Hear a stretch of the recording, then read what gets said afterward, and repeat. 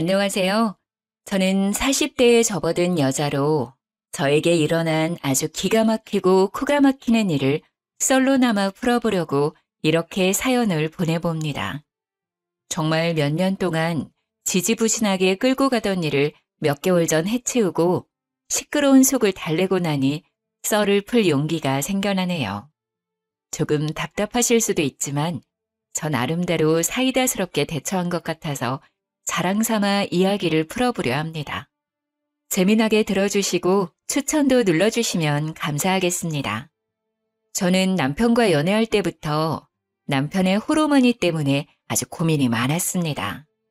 보통 고부간의 갈등은 남편의 중재가 참 중요하다고 하잖아요. 근데 저희는 연애할 시절부터 삐걱거림이 참 많았어요.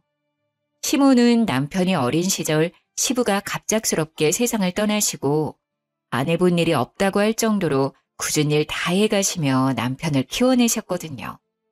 그 당시 여자 혼자 어린 아들 키우려니 얼마나 주위에서 따가운 시선을 많이 보냈겠어요. 게다가 시모가 어린 나이에 시집가서 남편을 낳았다고 했거든요.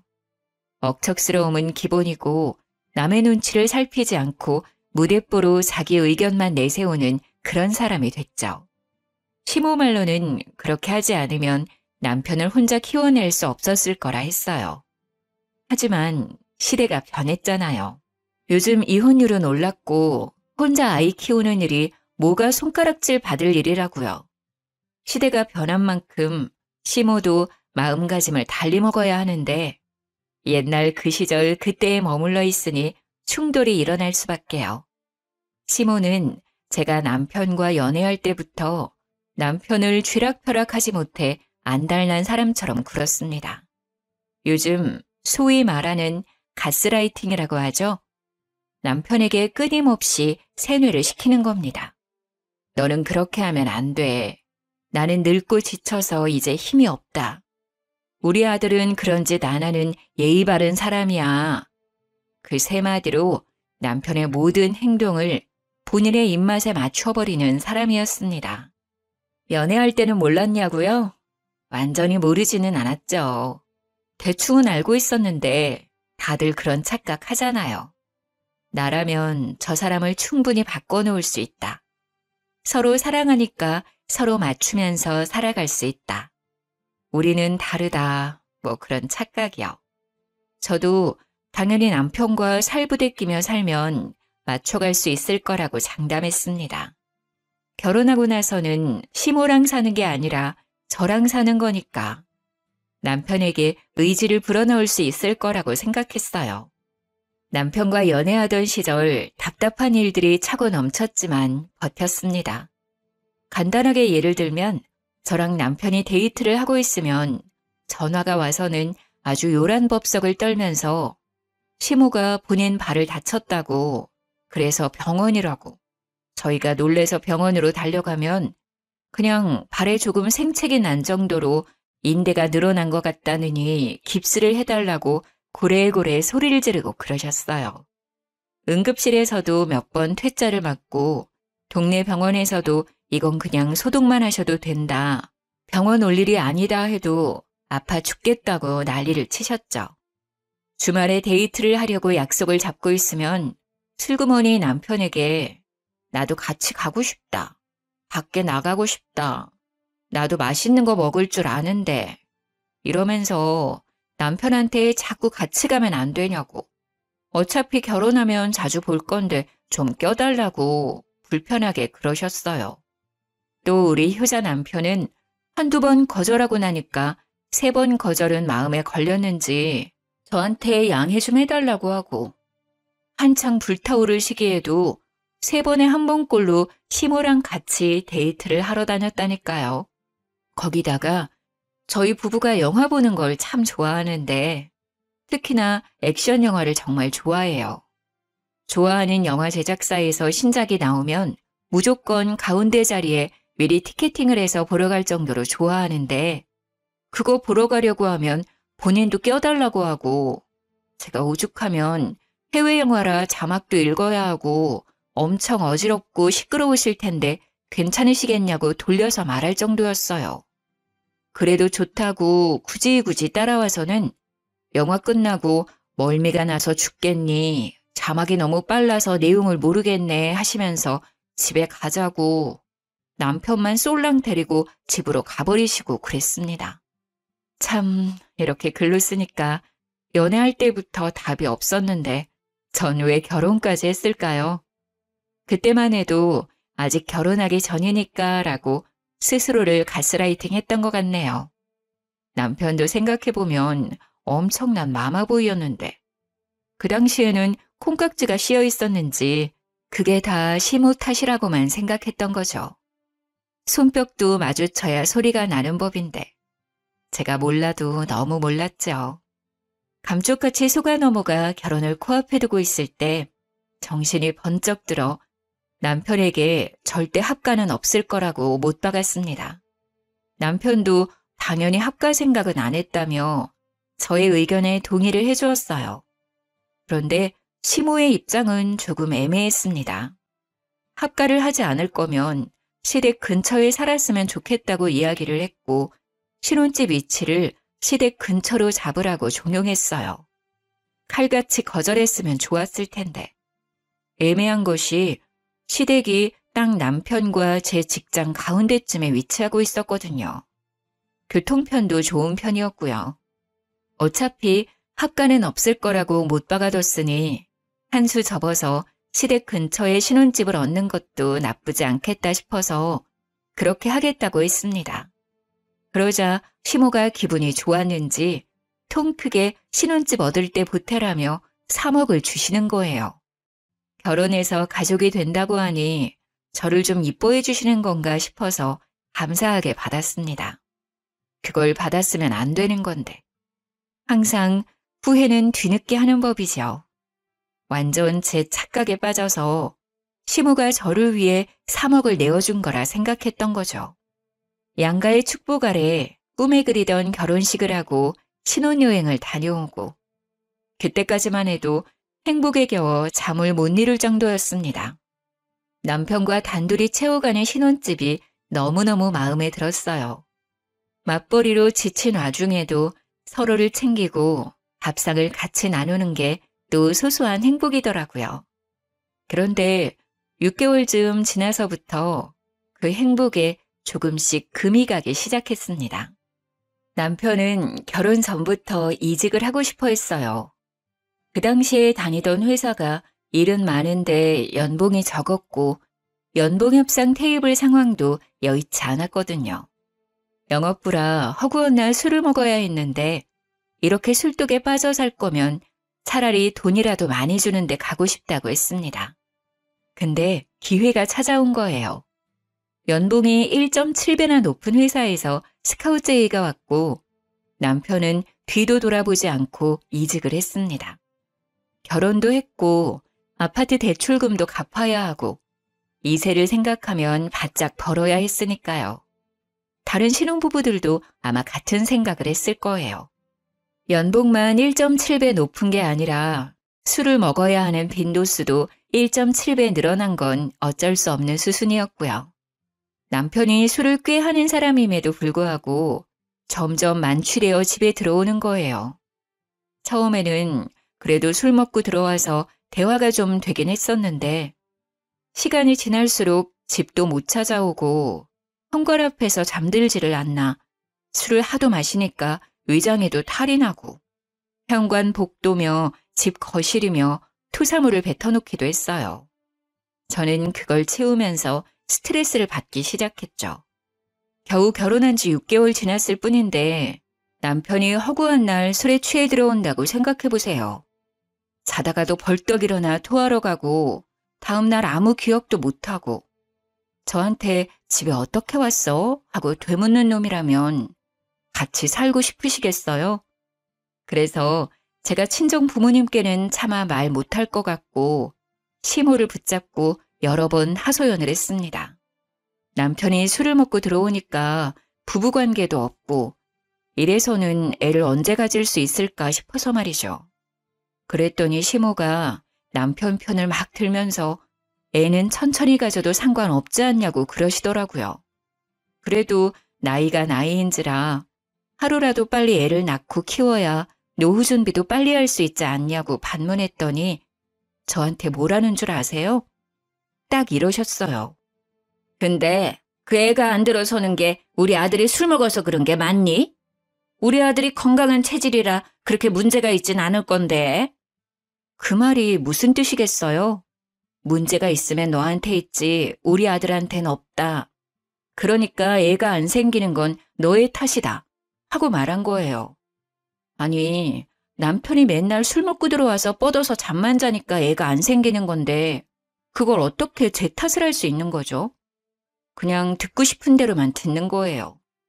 타이밍이 맞아야 애가 생기든지 말든지 할 텐데 그건 쏙 빼놓고 그냥 제 몸에 문제가 있는 건 아니냐고 자기 듣고 싶은 대로 듣고 말하고 싶은 대로 하는 거예요. 그게 너무너무 열받더라고요.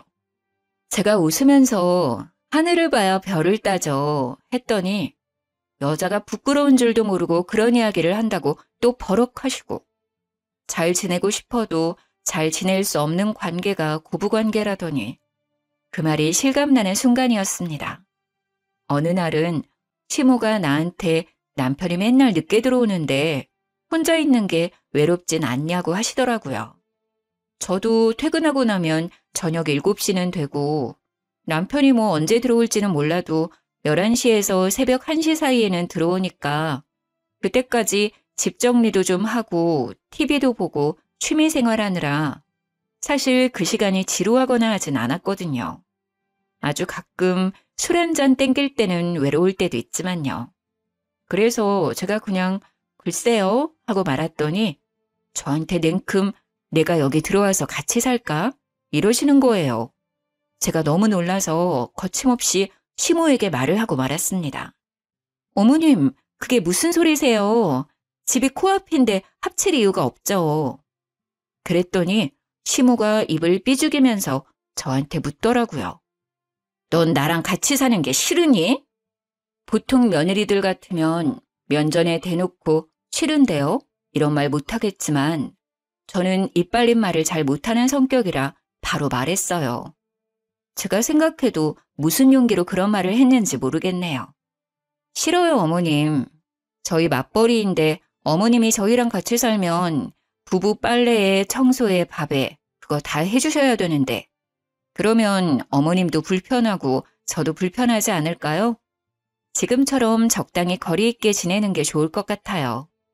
그러자 시모가 알겠다고 하더라고요. 제가 현실적으로 청소에 밥에 빨래 이야기까지 나오니까 솔직히 하기 싫으셨겠죠. 제가 전업주부도 아니고 일을 하고 있으니까요. 만약에 집에서 남편이 벌어다 주는 돈으로 생활하는 전업주부였다면 시모는 몸만 달랑 와서 저를 엄청 괴롭히고도 남을 사람이었어요. 매일같이 잔소리에 대면서 이거 해라 저거 해라. 우리 아들도 아까운 줄 모른다고 내내 외치셨겠죠. 그때만큼은 제가 일을 그만두지 않은 걸 정말 다행으로 생각했습니다. 그런데 항상 제 예상대로만 일이 흘러가는 건 아니었어요. 사고가 터지고 말았습니다. 남편이 그날도 술을 먹고 집으로 귀가하는 중이었고 저희 아파트가 신식 아파트는 아니라서 현관 입구에 계단이 좀 많았거든요. 근데 높이가 좀 일정치 않고 제멋대로이기도 하고 미끄럼 방지 처리가 되어 있었는데 그게 쇠붙이로 되어 있었어요. 평소에도 계단을 뛰어내려가던 어린아이들이 많이 다치는 곳이기도 해서 수리를 해야 된다는 이야기도 돌고 있었던 자리였습니다. 그 계단에서 하필이면 남편이 발을 헛디뎠고 높은 계단은 아니었지만 날카로운 쇠붙이를 얼굴로 긁으며 고꾸라지는 바람에 크게 다친 거였어요. 밤에 자려고 누웠다가 경비 아저씨 연락을 받고 뛰쳐내려갔는데 진짜 너무 깜짝 놀랐습니다. 얼굴이 다 긁혀서 상처투성이었고 발을 심하게 삐었는지 발목이 돌아간 것처럼 보였어요. 놀래서 눈물도 못 흘리고 악소리만 내고 있는데 경비 아저씨가 구급차를 불러주셔서 병원으로 급하게 이송이 되었습니다. 얼굴은 완전히 다 긁혔지, 발에는 깁스를 했지, 피멍도 막 올라오지, 치아도 흔들린다고 하더라고요. 거기다가 속의 뼈가 어찌 다쳤는지, 머리는 안 다쳤는지 정밀 검사를 해봐야 한다는 의사 말에 너무 놀랬습니다. 뇌파 검사를 위해서 빈속으로 진행되어야 하니 금식하라는 안내를 받고 입원 병동에 들어갔어요. 남편은 그 와중에도 술이 덜 깨서 비몽사몽하고 있고, 저는 잠이 확 깨서 남편 옆에서 간호를 하고, 미리 시모한테 연락을 했었는데 한두 시간 있다가 병원에 도착하셨더라고요. 그러면서 우리 아들 술 먹고 속이 얼마나 아프겠냐면서 글쎄 흰죽을 쏘아다가 오신 거예요. 보온병을 열어서 흰죽을 꺼내 남편 입에 들이미는데 의사가 금식을 해야 된다고 했잖아요. 너무 놀래서 시모 손을 탁 쳐냈더니 도끼 눈을 뜨면서 저를 째려보시더라고요. 어머님, 이 금식해야 된대요. 검사가 밀려 있어서 잠시 병실에 온 거예요. 요즘은 밥 다 먹고도 검사 가능하다더라. 우리 아들 속이 얼마나 허하겠니? 그러면서 제 말은 모조리 무시하고 숟가락으로 떠서 입에 들이미는데 의사가 금식하라고 했는데 도대체 왜 말은 안 듣는 건지, 만약 한 입이라도 먹었다가 검사 늦춰지면 그건 또 누구 보고 감당하라고 저렇게 대책 없이 구는지 모르겠더라고요. 그래서 별 수 있나요? 간호사 호출 버튼 계속 눌렀죠. 남편은 술이 안 깨서 입도 못 벌리고 잠에 빠져 있고, 시모는 계속 입에 죽 넣으려고 난리고, 저는 발만 동동 구르면서 간호사를 기다렸습니다. 황급히 달려온 간호사가 병실 상황을 파악하고 시모한테 소리를 질렀어요. 환자분 금식이에요. 금식 안 하시면 음식물 역류해서 기도가 막힐 수도 있어요. 기도가 막히면 숨을 못 쉬고 그러면 정말 큰일 나요. 죽 얼른 치우세요. 그제서야 시모가 아유 그런 줄 몰랐다면서 보온병에 싸온 죽을 치우더라고요. 제가 분명 의사가 금식하라 했다고 말을 했는데 모른 척하고 그러니까 너무 짜증났습니다. 제 말은 무시하고 간호사가 와서 이야기하자 그제서야 듣는 그 꼬라지가요. 남편은 모든 검사를 마치고 이상 없다는 판정을 받았습니다. 단지 발목이 돌아가서 6주 정도 깁스를 해야 된다는 이야기를 들었고 얼굴에 난 상처를 소독만 잘해주면 된다고 했어요. 치아가 조금 걱정이긴 했는데 넘어지면서 잇몸을 다친 것 같다고 치아 자체는 괜찮으니 냅두면 아물 거라고 하더군요. 그 이야기를 들으니까 그제서야 안심이 되고 저는 출근을 해야 되니까 집으로 갔는데 시모는 꿋꿋하게 남편 수발을 들겠다고 하더라고요. 저한테는 어찌 보면 차라리 잘된 일이라 시모한테 남편을 좀 돌봐달라고 부탁드렸어요. 평일에는 시모가 병수발을 해주고 주말에는 제가 하기로 약속을 했습니다. 바쁜 평일을 보내고 주말에 병원에 갔는데 시모가 도무지 집에 갈 생각을 안 하더라고요. 제가 오죽하면 집에 가서 옷도 좀 갈아입으시고 쉬시라고 했는데도 우리 아들 지켜야지 가긴 어딜 가냐며 저를 꿔다 놓은 보리자루 취급을 하더라고요. 식사가 나오면 숟가락에 밥 뜨고 반찬 떠서 입에 막 넣어주고 그러는데 남편이 발을 다친 거지 손을 다친 게 아니잖아요. 근데 입만 벌려서 그걸 받아먹고 앉아있더라고요. 시모는 이 반찬이 좋냐 저 반찬이 좋냐 하면서 남편 밥 떠주고 있고요. 일주일 만에 잇몸도 다 잘 돌아와서 지 혼자 씹어먹고 할 수 있는데 반찬도 작게 다 잘라서 입에 넣어주는 꼴이 진짜 보기 역겨울 정도로 힘들었습니다. 남편도 그 정도로 처먹었으면 지 스스로 하겠다고 해야 하는 거 아닌가요? 입원해 있는 3주 내내 저 모양 저 꼴이었어요. 오죽하면 6인실에 남편이 입원해 있었는데 같은 병실 쓰는 다른 보호자분이 저를 측은하게 바라보시더라니까요. 저한테 슬그머니 와서는 세대 고생이 많겠어 하면서 제 손을 토닥토닥 해주시는데 도대체 평일에 어떤 꼬라지들을 보였길래 생판 모르는 사람들이 저를 위로해 주는지 안 봐도 비디오였습니다. 어떤 아주머니는 저 옆편 내가 새댁 시어머니냐고 묻더라고요. 그래서 맞다고 고개를 끄덕이니 저한테 그때부터 따발총처럼 와다다 쏘아대시는 거예요. 내용인즉슨 6인실 병원에 TV가 가운데에 딱 한 대 있었는데 거기에 보통 정형외과 수술하러 오신 분들이 계신 방이라 장기적으로 누워있는 분들이 많으셨나 봐요. 그래서 병실 내에 계신 보호자들끼리 암묵적인 규칙을 두고 TV를 보셨대요. 일일 드라마, 주말 드라마 같은 걸 딱 하나로 통일해서 보고 계셨던 거죠.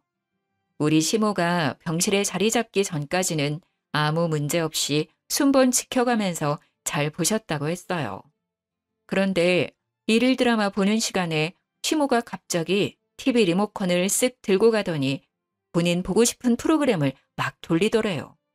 그래서 한 아주머니께서 우리 어디 채널에 있는 드라마 보니까 거기로 돌려달라 하셨나 봐요. 그러니까 우리 시모가 한다는 소리가 나는 그 드라마 안 보는데 왜 같이 봐야 하냐면서 자긴 다른 거 보겠다고 채널을 돌리더래요. 물론 다른 시간대에도 시모가 리모컨을 쥐고 마음대로 채널을 휙휙 돌렸다네요. 시모가 나이가 있으니까 다른 보호자분들도 놓친 애한테 싫은 소리는 못하고 속으로 끙끙 앓고만 있었던 거죠. 그러다가 한 아주머니랑 서로 이기적인 애 뭐네 하면서 싸우기까지 했다고요. 서로 눈도 안 마주치고 지낸다면서 시모가 자리 차지한 이후에 병실 분위기가 살얼음판이라고 저보고 안하모인 시모랑 어떻게 사냐면서 고생 많다고 절 측은하게 보는데 정말 쥐구멍에 숨고 싶었습니다. 오죽하면 제가 돌아다니면서 일일이 죄송하다고 사과를 드려야만 했어요. 그렇게 한 달이 지나자 발목이 많이 붙었으니까 이제는 통원 치료를 받으면 될 것 같다며 의사 선생님이 퇴원을 하라고 얘기하셨어요. 한 달 동안의 입원 생활을 청산하고 짐을 챙겨서 집으로 돌아왔는데 남편 챙긴다고 따라온 시모가 집에 갈 생각을 안 하더라고요. 처음에는 그냥 밥이라도 먹고 가시려나 보다 하고 대수롭지 않게 생각했는데 밤 11시가 다 되어가는 시간임에도 거실에 붙박이장처럼 가만히 쓰시는 거예요. 약간 불안한 마음이 들어서 시모한테 시간이 늦었으니 이만 집에 가보시라고 했죠. 그랬더니 저한테 말을 막 쏘아붙이시더라고요. 예, 나 없으면 우리 아들 밥은 누가 챙겨주니? 이제 이 일상생활은 가능하다고 하는데 알아서 차려 먹겠죠. 배달을 시키던가요. 내가 있는데 굳이 그럴 필요 있니? 우리 아들 발이 아직 불편한데 어디가 일상생활이 가능하다는 거야. 너 출근하고 나면 내가 다 챙길 테니 걱정 말고 일 보거라. 솔직히 남편의 상태가 완전히 좋아진 건 아니니까 시모의 말에 일리도 있고 제가 반박할 거리가 없게 오목조목 말하더라고요. 그 와중에 제 고집 부린다고 집에 가시라고 등 떠밀 수도 없는 상태고 무엇보다 남편이 시모가 옆에 있었으면 하는 것 같았습니다. 그래서 그냥 알겠다고 할 수밖에 없었죠. 저야 뭐 일하고 와서 늘 그랬던 것처럼 시간을 보내면 될 거라고 생각했어요. 그런데 그건 제 착각이었습니다. 자연스럽게 짐을 하나둘 옮기고 우리 집에 딱 눌러붙기 시작하는데 느낌이 쎄하더라고요. 이대로는 안 되겠다 싶어서 일부러 불편하시라고 주말에는 친정으로 피신을 가 있기도 했어요. 그런데 제가 눈치를 주려고 일부러 틱틱거려도 꿋꿋하게 저희 집에서 나갈 생각을 안 하시는 거예요. 일주일만 참자, 2주일만 참자 하고 남편이 깁스를 풀 때까지 기다렸습니다. 남편이 마지막 통원 치료를 마치고 깁스를 딱 풀고 나니까 드디어 시모에게서 해방이 되겠구나 했습니다. 그런데 시모가 나갈 생각을 안 하는 거예요. 점점 속이 타기 시작했죠.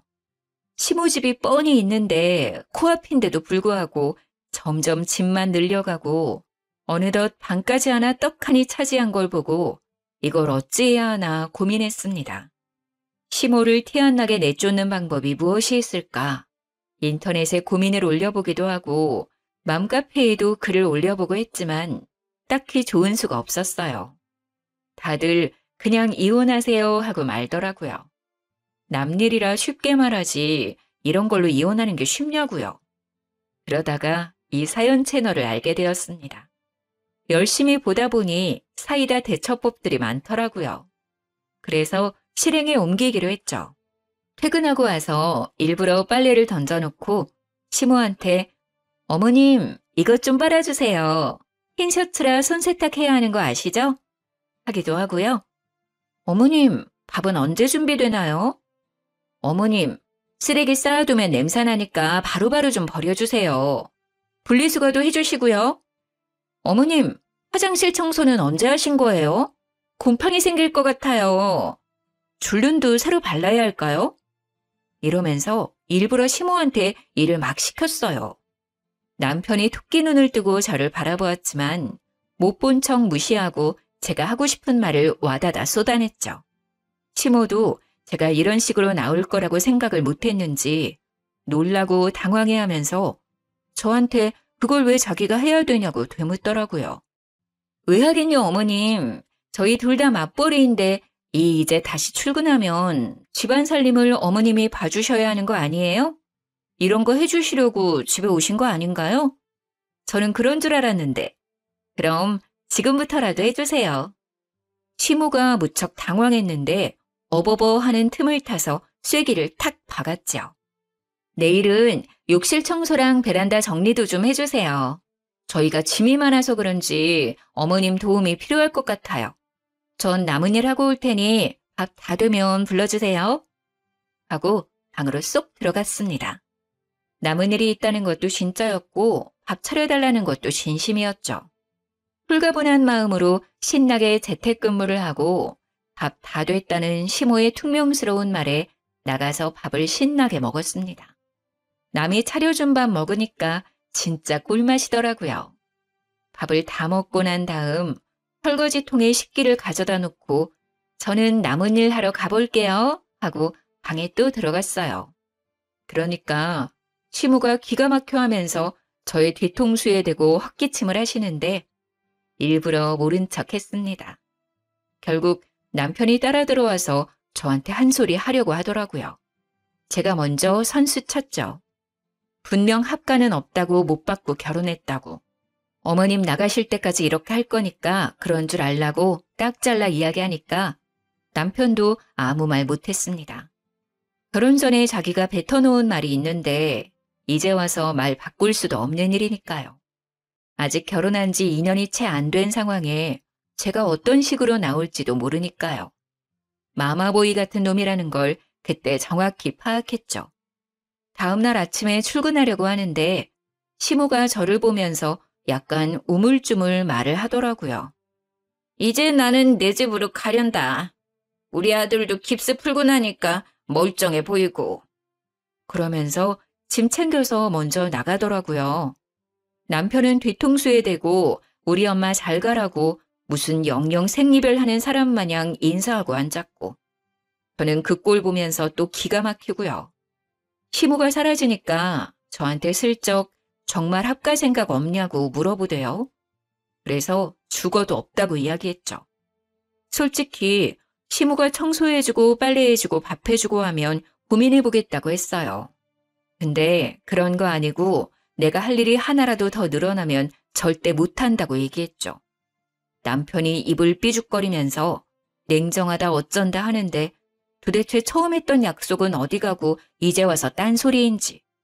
주말에 시모가 괜히 집에 놀러와서는 제 눈치 보더라고요.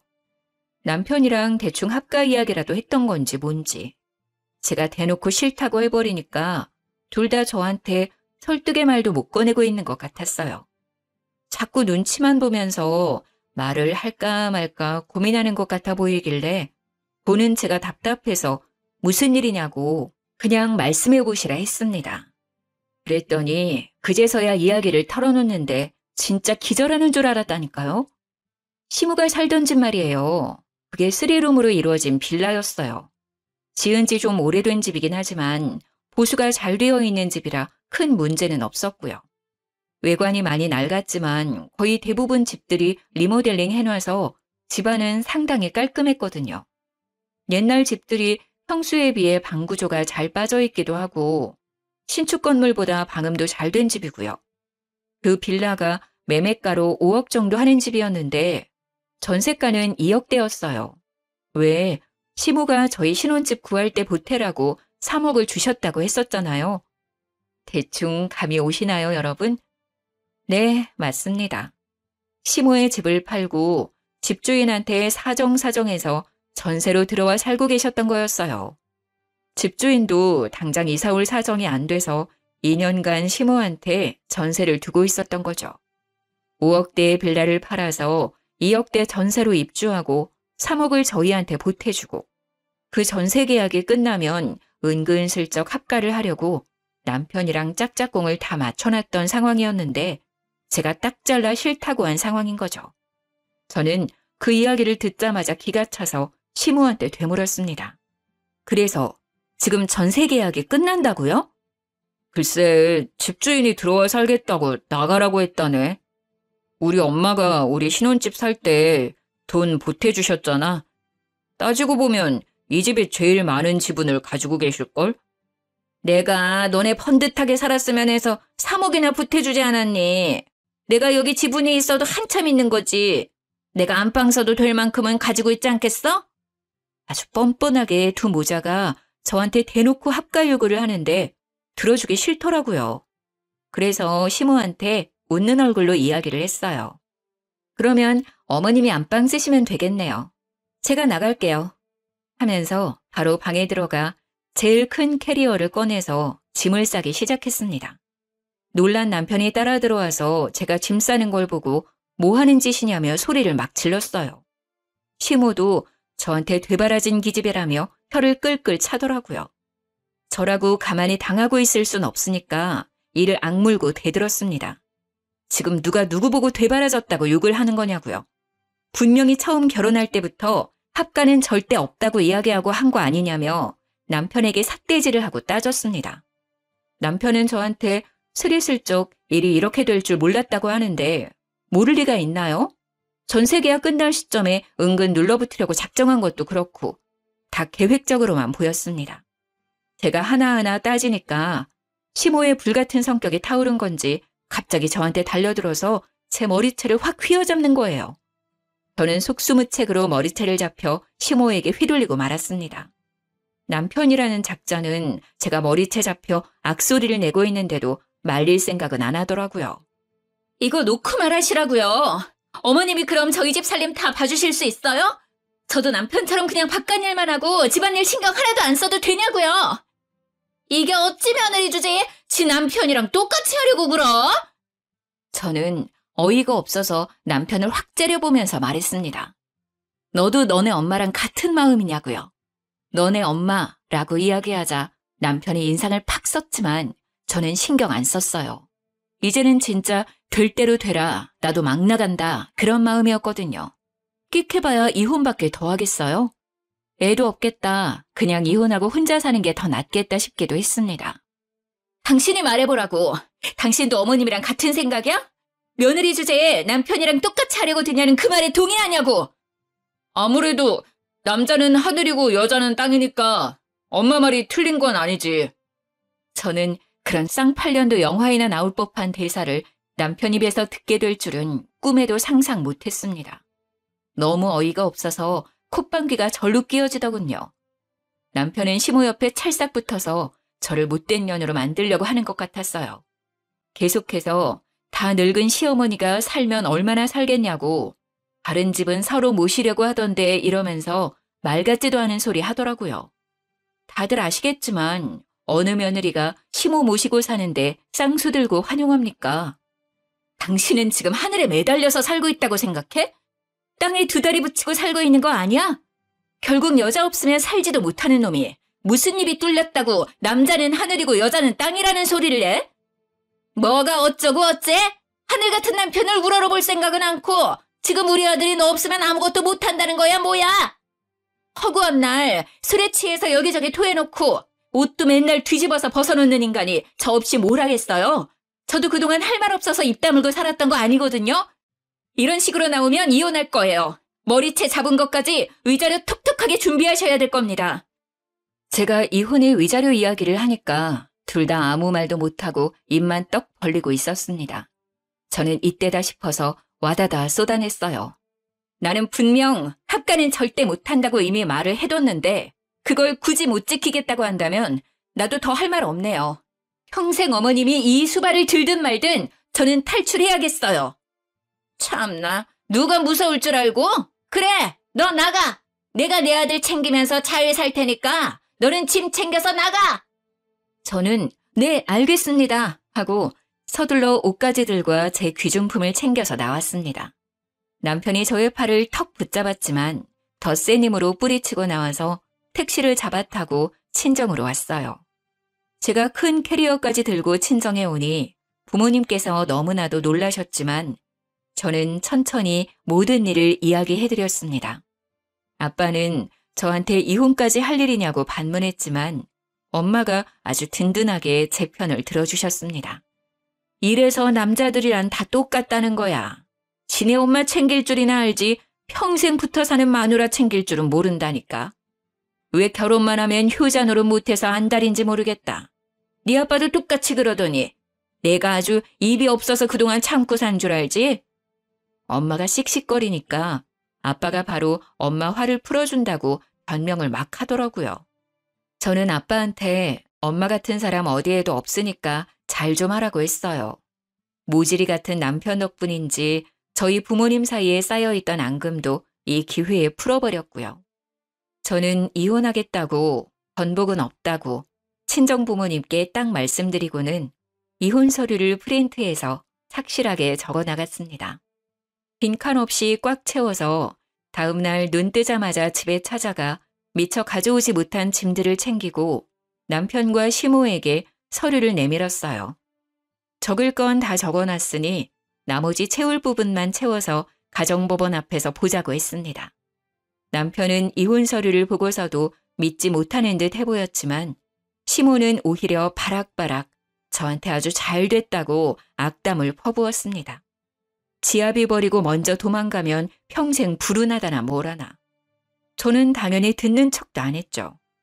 남편이랑 평일에 반차를 내고 가정법원에 서류를 접수하고 이혼 교육도 들어야 한다고 하더라고요. 착실하게 교육까지 듣고 법원에서 준비해주는 상담도 받고 그럼에도 불구하고 이혼하겠다고 했습니다. 남편은 저의 마음을 회유하려 했지만 이미 정이 다 털린 상태인데 다시 붙잡고 말고가 어디 있겠나요. 다행히도 아이가 없어서 한 달의 숙려기간이 지나면 법원에 출두해서 이혼 재판을 받으면 된다고 했습니다. 혼인신고서는 둘이 구청 가서 접수만 하면 됐는데 이혼이라는 건 참 복잡하더라고요. 아무리 그래도 한번 하겠다고 마음을 먹으니 마음이 돌아가진 않더라고요. 그날 이후 남편이 술 먹고 두어 번 전화하기도 했고 시모가 저한테 전화를 한 번 하긴 했는데 둘 다 안 받았어요. 뻔한 이야기 할 것 같아서 받기 싫었죠. 이혼이 애들 장난도 아니고 화해한다고 다시 예전처럼 돌아갈 수 있는 문제도 아니었고요. 한 달이 지나고 재판 날이 다가오자 시모가 친정집으로 찾아왔더라고요. 엄마한테 이런 일로 이혼하는 게 영 말이 안 되는 것 같다 하면서 자식 교육을 어떻게 시킨 거냐고 합가하는 게 뭐가 문제라고 이게 이혼까지 할 일이냐고 따졌다는데 엄마가 시모한테 소금을 뿌렸대요. 남의 집 귀한 딸 데리고 어떤 시집살이를 시킬 줄 알고 합가하는데 동의하겠냐고. 이혼하는 마당에 찾아와서 찌질하게 이러지 말고 꺼지라고 했대요. 얼마나 속이 시원하던지 막 깔깔거리면서 웃었습니다. 이혼 도장 찍고 나니까 시모가 저한테 구구절절 문자를 보냈더라고요. 한 달 동안 남편의 히스테리에 술주정에 아주 정신이 쏙 나갔었나 봐요. 저한테 뭐 이런 걸로 이혼을 하냐고, 노인이 살면 얼마나 살겠냐고, 셋이서 북적북적 살다 보면 갈등 같은 것도 별로 없을 거라고 문자를 했길래 쿨하게 답장해드렸습니다. 앞으로 아들이 술 처먹고 들어와서 토하는 거 잘 치우시고요. 고래고래 소리 질러서 주위 이웃들이 민원 넣는 것도 잘 해결하시면서 원만하게 사시고요.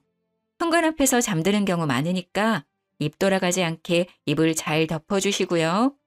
집안일 열심히 하시면서 아들 뒷바라지 잘 해보세요. 저는 저 혼자 잘 먹고 잘 살겠습니다까지 붙여서 완전히 약을 올렸더니 쉬지 않고 전화가 오더라고요. 바로 전화기 전원 꺼버렸습니다. 전 남편이 되어버린 그 사람에게도 앞으로 쓸데없이 연락하지 말고 모르는 사이로 지내자고 했고요.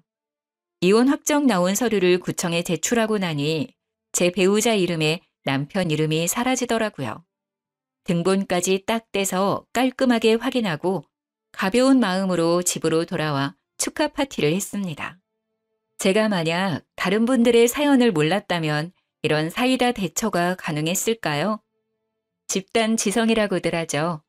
여럿이 힘을 합치니 제가 생각도 못한 말들이 쑥쑥 나오더라고요. 덕분에 하고 싶은 말도 다 하고 깔끔하게 이혼하고 돌아왔죠. 벌써 저에게는 몇 개월이나 지난 일이지만 다시 생각해도 참 잘했다 싶습니다. 비가 많이 오는데 다들 빗길 조심하시고요. 제가 바라는 건 그냥 두 모자가 아주 평생 알콩달콩 서로의 뒷바라지하면서 잘 살길 바랄 뿐입니다. 저는 너무나도 홀가분한데 전시모는 짐덩어리 짊어진 기분이겠죠? 정말 고소해 죽겠네요. 여러분들도 저처럼 늘 고소하고 깔끔한 일들만 가득하시길 바라겠습니다. 제 이야기를 끝까지 들어주셔서 너무 감사해요. 다음에 또 재미있는 이야기 생기면 들고 오겠습니다.